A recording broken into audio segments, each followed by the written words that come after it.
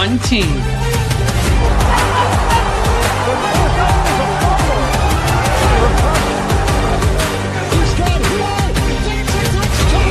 One dream.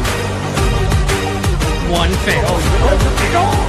30, 20, 10, touchdown Miami!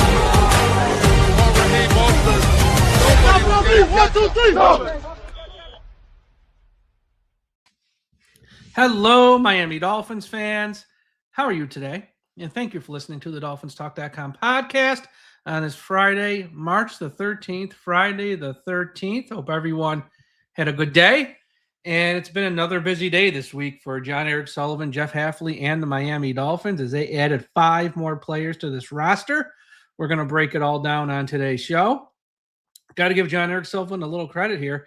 He came in here with his hands tied salary cap wise. Now, I know a lot of these guys outside of Willis, aren't making a lot of money and stuff. So, but still, the fact he was able to turn over the roster here a lot here in a week, and do some of the things he's done, really, it goes to show you how smart he is.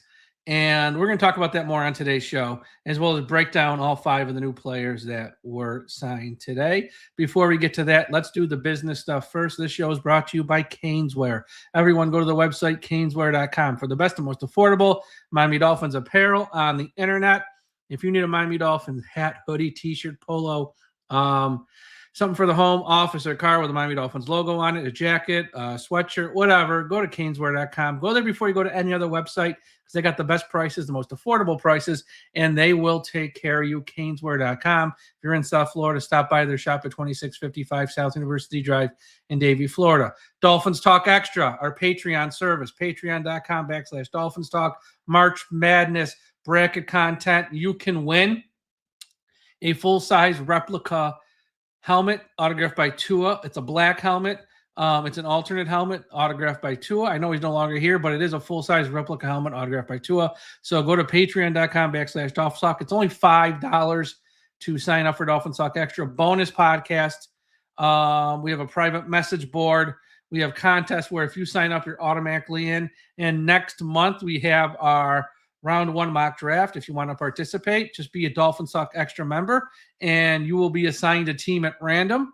Live draw. We just pick them at random. So if you're assigned the Cleveland Browns, when it's time for the Cleveland Browns to pick, you come on a show like this with us, and you make the pick. It's a lot of fun. It's a lot of laughs. It's not that serious, but we had a lot of fun with it last year. Everyone's assigned a team. Depending on how many people, you might be assigned 2 teams.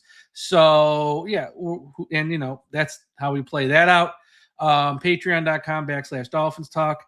Right now we're on YouTube. Smash that like button. Smash it. Make sure you subscribe to the channel. And also, super chats are open. If you got a question, comment, or something you want me to talk about, leave us a super chat. And one more quick thing before I said this on the show yesterday. We got some open inventory for advertising on the website and on the podcast.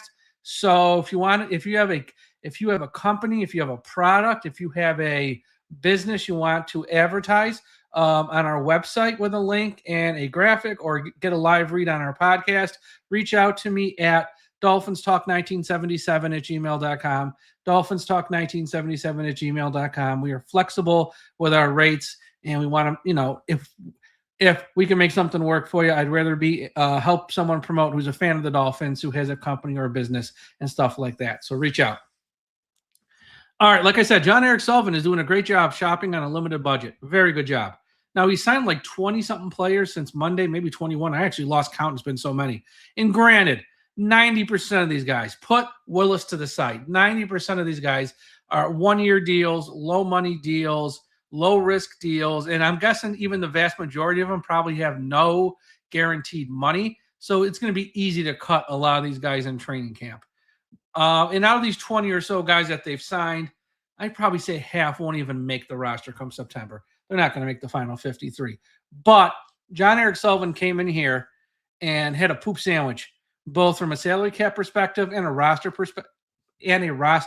perspective. Some guys have just been here for too long and they really weren't that good.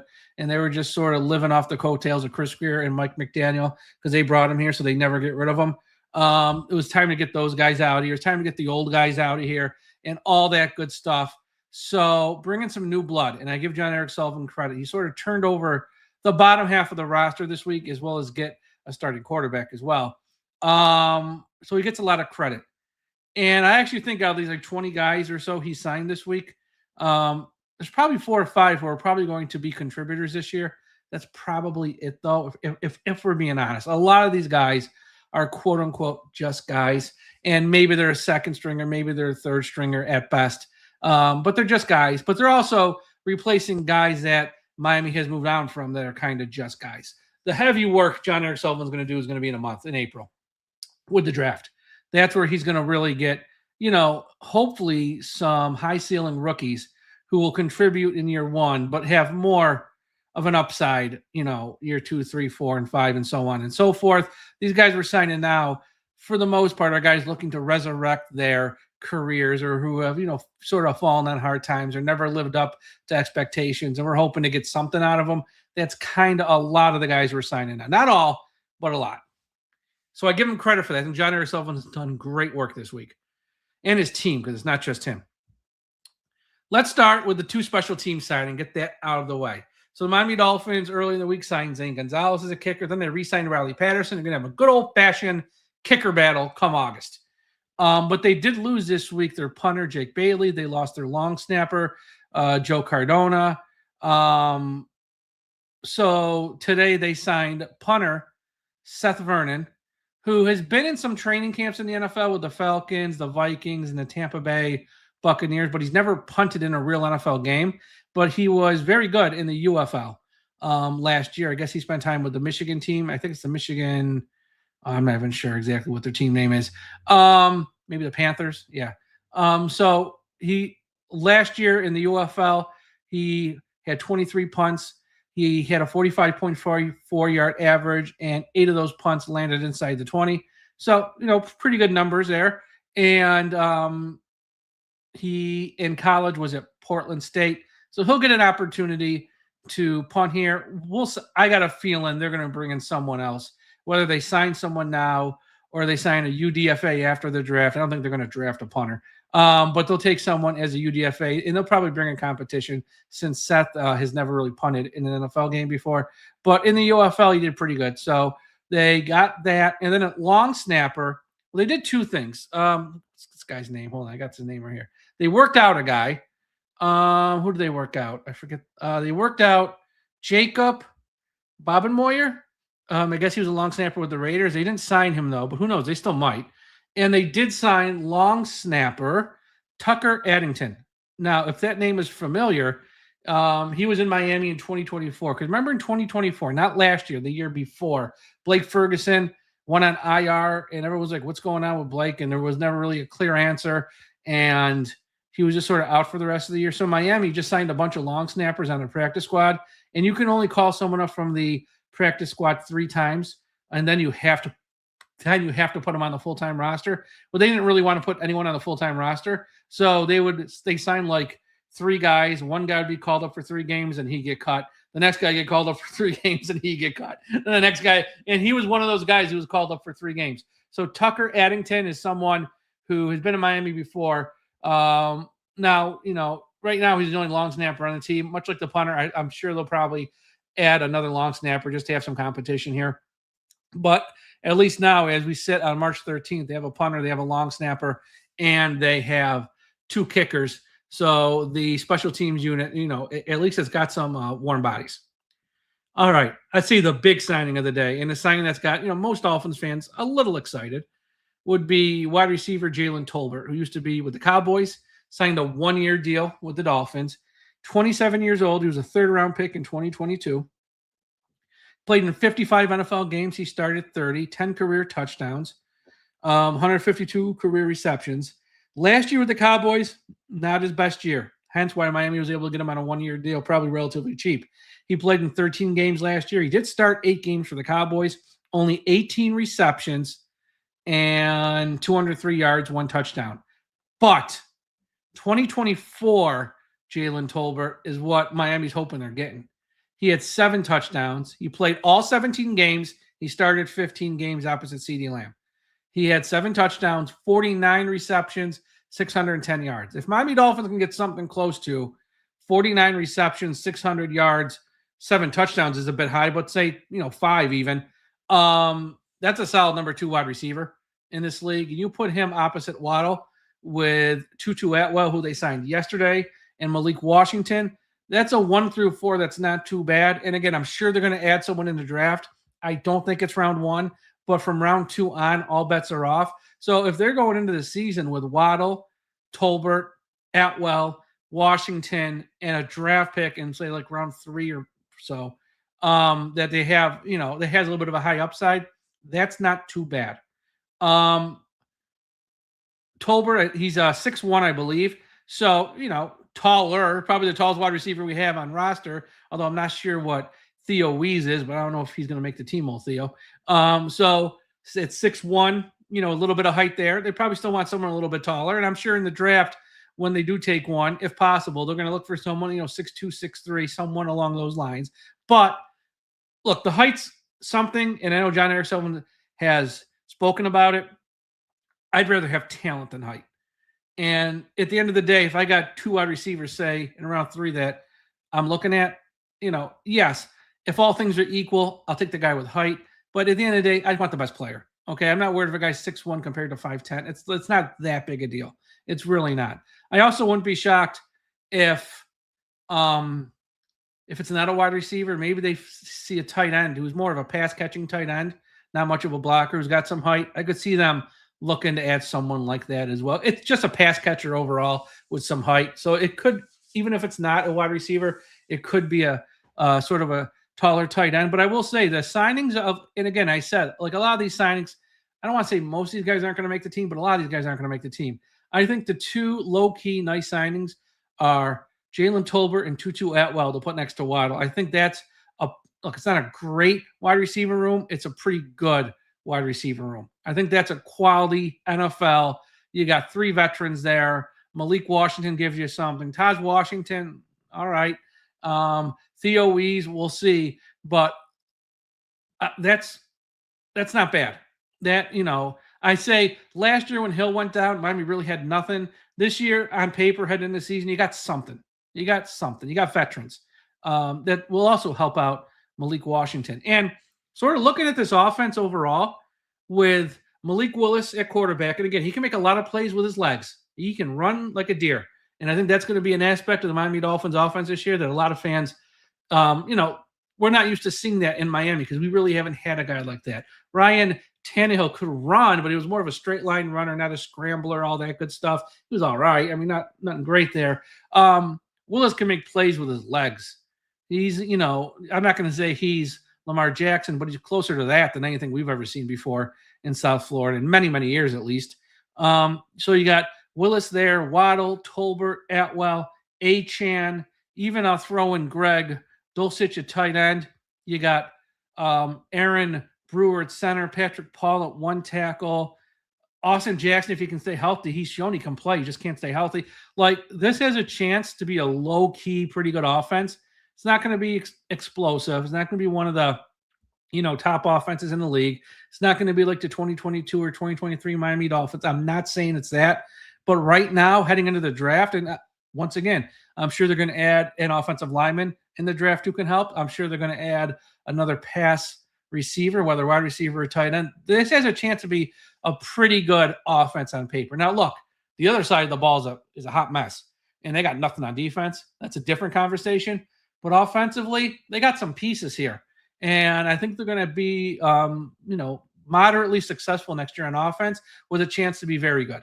We'll see how it comes together. We'll see how the quarterback is now as a full-time starter. There's a lot of, question marks still, but they got pieces. So we will see.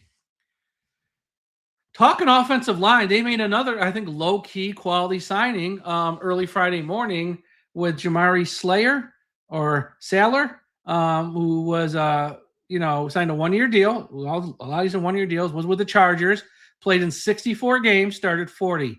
And where does he have experience? This is key with this signing. He has experience at left tackle, right guard. Now, why is that important? Because the Miami Dolphins lost Larry Borom. He was their backup swing tackle. They need a backup swing tackle. Well, you got Paul, you got Austin Jackson, and Saylor can be your backup swing tackle. So he kind of fills that role. What else do they need? Well, they need a starting right guard. If you're going to leave Jonah Savainia at left guard, which it sounds like they might, who's going to start at right guard because you lost Cole Strange and you lost James Daniels? Well, you can play Slayer or Sailor and have him compete at right guard and still be your backup swing tackle. So he kind of kills two birds with one stone. Is he the best offensive lineman? Here's what I'll say. 2022, he played 988 snaps, all of them at left tackle. He was pretty good. 2023, he played 1,144 snaps, all at right guard. He was pretty good.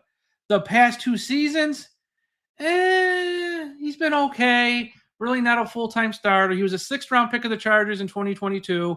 In 2022, again, he played 17 games. He started 14 at left tackle for those 988 snaps.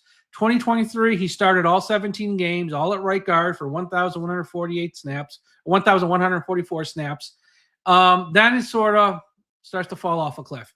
2024, he only started 4 games, and he had 57 snaps at left tackle, 260 snaps at right guard, and 1 snap at right tackle even. So he's sort of fallen off. Now, where's this guy's strength? For those of you that are into PFF, 2025, he had an overall grade of 62.2, ranking him 61st out of 89 offensive tackles.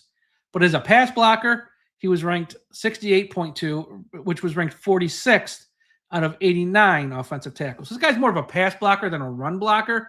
Run blocking grade was 61.5, kind of middle of the pack, slightly below average at 58. It ranked him 58th out of 89 offensive tackles. So I will say this. Do I like him more than Cole Strange? Yes. Do I like him more than Larry Borum? Yes. Do I like him more than James Daniels? Well, he only played 3 snaps, so I'm going to say yes. I think this signing for an offensive lineman helps just because position versatility really in the 2 weak spots we have. Backup swing tackle, right guard. Now, if Miami goes out there in the draft in round 1 and drafts a right guard, this guy's clearly going to be your backup swing tackle. If they take an offensive lineman at pick 11, he's probably starting at right guard. Let's just be honest. And that's fine because this guy could probably be a quality. He can then be a second stringer both inside at right guard, left guard, and also be a backup swing tackle. And he's got, a key role because as we know, offensive linemen in Miami always get hurt. Austin Jackson's always hurt, and you need quality depth. So this, at worst, this guy is great depth at right guard, left tackle. At best, he starts at right guard. So, again, I think it's a low-key good move, a very low-key good move for the Dolphins. Not a lot. With all these guys that they're signed, outside of Willis, again, put him to the side. They're all one-year deals, not much money, not much probably going to be guaranteed. So if it works out, great. If it doesn't, it's not like it's going to blow up your cap any worse than the cap is now. All right, before I keep going, quick shout out to everyone watching at finheaven.com. Everyone go to finheaven.com, the largest Miami Dolphins message board on the internet. Also, if you're listening on Apple Podcast, Spotify, Podbean, Podchaser, iHeartRadio, or one of the other hundreds of podcast platforms are on, make sure you subscribe to the channel. If you're on Apple Podcast, if you leave us a 5-star rating and a positive review, I will read it on the air and give you a shout out on one of our upcoming shows. That's on Apple Podcasts. And again, on YouTube, smash the like button. Make sure you subscribe to the channel. Hit the alert bell as well. And super chats are open. If you leave me a super chat between now and the end of the show, I will read it on the air. Also, Saturday morning, going to have a show. Going to be a draft show Saturday morning. Special guest. Won't tell you who. But if you're out and about, if you're up Saturday morning, that's why you want to make sure you are subscribed to the channel and you hit the alert bell. So the moment we go live, you can then tune in, join us in the chat, and listen to the draft show Saturday morning. So be on the lookout for that. All right, one more signing the Dolphins made late in the afternoon on Friday. And this one's got fans excited too. Me, not so much. They signed outside linebacker David. And I'm not going to say the last name wrong. Once again, if he makes a team and he's always on the field, I will learn how to say it. Ojabo, O-J-A-B-O. He turns 26 in May, former second-round pick of the Ravens in 2022, played his entire career with the Ravens. He's only had one start in his career, played 32 NFL games, hit 4.5 career sacks. Last season, he played 14 games, had a half a sack, 16 tackles. Coming out of Michigan, this was the man. This guy was a big-time prospect. Got injured as a rookie, kind of never recovered or been the same player. So low risk, a lot of upside here if he can ever get things back on track. But coming out of Michigan, again, you're going back here to 2022, he was a highly sought-after prospect. Hence, he was picked in round 2 by the Ravens. They're pretty good at drafting. But injuries and just sort of derailed his career. Pass rusher who doesn't get a lot of sacks. So we'll see. But again, warm body, competition. Dolphins need depth at edge rusher. You got Chop Robinson, Joshua Usay, and now you got this guy. I mean, there's not much going on there.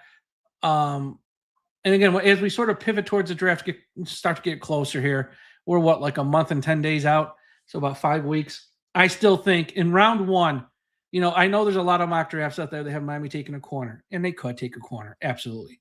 I don't see it that way. I think they're going to go edge rusher or offensive lineman. If they have a chance to trade down in round 1, I could see them, if there's a chance, not too far. They get down to 14, 15, 16, 17. I think they would, and I think they'd probably take the interior offensive lineman for Penn State because that guy is a beast. But most of the time, you don't take guards at pick 11 or top 10. It's just it's rare. It's very rare. I could see Miami, trying to pick up an extra third-round pick, move back 3 or 4 spots, and then take him. Then you plug him in on your offensive line, and now you got your offensive line got a lot larger and a lot nastier. And there's some other guys as well. You could even do that with Caden Proctor from Alabama because he's going to be a guard in the NFL. So if they can trade back, take someone like that, would not be shocked. If there's a tackle, though, I think they'd be all over the tackle because you could play that guy. It's like, say the kid from Miami, Francis Magawa, falls. You can play him right guard for a year. Then when Austin Jackson's probably gone after this year, you just slide him out to right tackle. And with Austin Jackson, he'll probably be hurt by week 3. So he'll be playing right tackle anyways, sooner rather than later. But I don't think he's going to fall to Miami at 11. I think he's going to go top 6 or 7, most likely. And if he did fall 9 with the Chiefs, I'd be shocked if he got past them, honestly. But so I think offensive line there and edge rusher, they just got nothing. And up front, they need more help to get after the quarterback. Keldrick Falk, that might be a little high at 11. Again, a trade back, you can still get him. I could see that happening. Maybe one of the edge rushers in the top 10 or so fall. Reuben Bain with the arm length, if he falls in your lap, I could see them jumping all over that, honestly. Even though the Packers' thought process, which we now have, is traits are everything. If the guys with short arms avoid, which is why I think Mansour, Delane at corner will not be someone we pick, honestly, because his arms, compared to what the traits that the Packer system likes, they're short. Baines, it's the same thing. So I could see, look, I think they would still take Bain, but if Bain's there, pick 11, and if they passed, Dolphins fans will be really mad, but I understand because he doesn't fit what they want from an arm length perspective. But who knows who's going to fall? Draft things are crazy. Trade up, team trades up for somebody you didn't expect. Next thing you know, someone falls in your lap. It's happened. But I do think that pick in round 1 is going to be either edge rusher of some sort or an offensive lineman. I think it's going to be something in the trenches. I've seen mocks where they have Miami taking Carnell Tate, who would be a perfect wide receiver to throw into this mix with Waddle. Now, Tutu and Tolbert, I don't see him taking a wide receiver. Not in draft number 1. I don't see him taking a wide receiver in round 1. And yeah, so we'll see. We'll be talking more about that as well as we get closer to the draft. All right, that's all for today's show. Again, Saturday morning, going to have a live show. So make sure you are subscribed to the YouTube channel and you click that little alert bell. So when we go live, you can join us. It's going to be a great draft preview show. You're not going to want to miss. So do that. Go to the website, DolphinsTalk.com. We got all the information on all the signings up there if you want to read more about these guys, DolphinsTalk.com. We also got some original commentary articles up. Check them out as well. Podcast from yesterday where I went over all the signings yesterday. The Fish Tank Wednesday, if you haven't listened, God, did you miss out? You just go listen to the Fish Tank Show on Wednesday. Jeff Darlington, Zach Thomas, Chris Perkins, OJ McDuffie, star-studded show. Check that out as well. TikTok, Instagram, Threads, Blue Sky, Twitter, X, whatever we're calling it, at Dolphins Talk. Make sure you're following us there. Everyone, have a great Friday night. We'll talk to you again on Saturday. And don't forget, when you're out on the roads driving around, we still must put an end to highway profanity.